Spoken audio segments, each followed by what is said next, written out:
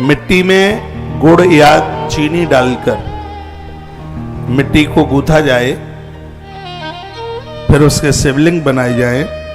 कितना भी भयंकर रोग हो, मिट्टी में गुड़ या चीनी डालकर शिवलिंग बनाने से उसकी पूजा, इसे पार्थिव पूजा है ये, इसका पूजन करने से रोगों की निवृत्ति हो जाती है। लिखने लायक बात है, आप लिख लें, हो सकता है बाद में मुझे ध्यान न रहे। इसमें आप शर्करा, चीनी, गुड़, मीठा इसमें डालिए मिट्टी को गूंथते समय, और उसके शिवलिंग से पिंडी बनाइए।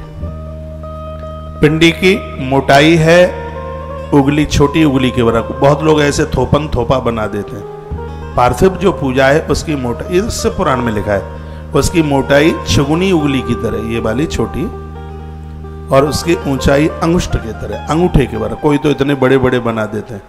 अंगुष्ठ अंगूठे के बराबर, चौड़ाई ये, ऊंचाई ये। तालाब की मिट्टी हो, पोखरों की मिट्टी हो, ये मिट्टी नदियों की मिट्टी हो। किसी ने पूछा था क्या बालू के शिवलिंग, सागर के बालू के ही शिवलिंग बनाए थे माता जानकी ने।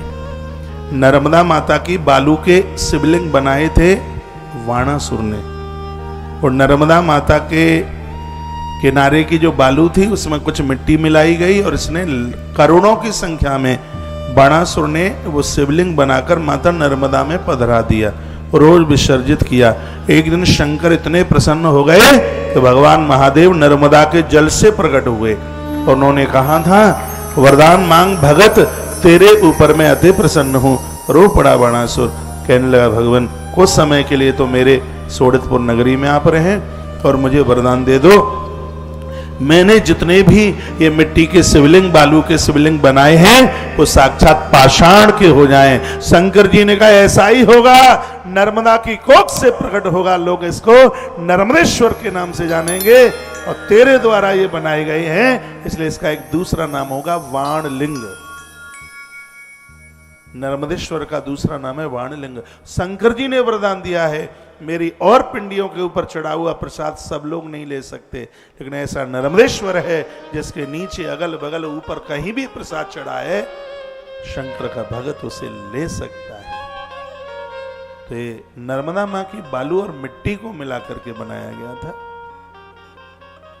हाँ, तो मैं आपको निवेदन कर रहा था कि पोखर की मिट्टी, सरोवर की मिट्टी, इसको पहले सुखाया जाता है। ग्रंथ में तो ऐसा भी वर्णन है कि जो जिस जाति का व्यक्ति है उसके हिसाब से भी माटी को वर्णित किया गया है। जैसे क्षत्रिय के लिए लाल रंग की मिट्टी से पुराण में लिखा है, वैश्य के लिए पीले रंग की मिट्टी, कनिष्ठ के लिए सांवली मिट्टी, और ब्राह्मण के लिए श्वेत मिट्टी, सफेद। यदि मिलती नहीं है तो ब्राह्मण बनाए तो थोड़ा दूध डाल ले उसमें, क्षत्रिय बनाए तो थोड़ा कुमकुम डाल ले, वैश्य बनाए तो थोड़ी हल्दी डाल ले, और कनिष्ठ वर्ण का व्यक्ति बनाए तो थोड़ा काला तिल पीस कर उसमें डाल ले। यदि चार रंग की अलग अलग, आप मेरी भाषा समझ पा रहे हैं? धन्यवाद।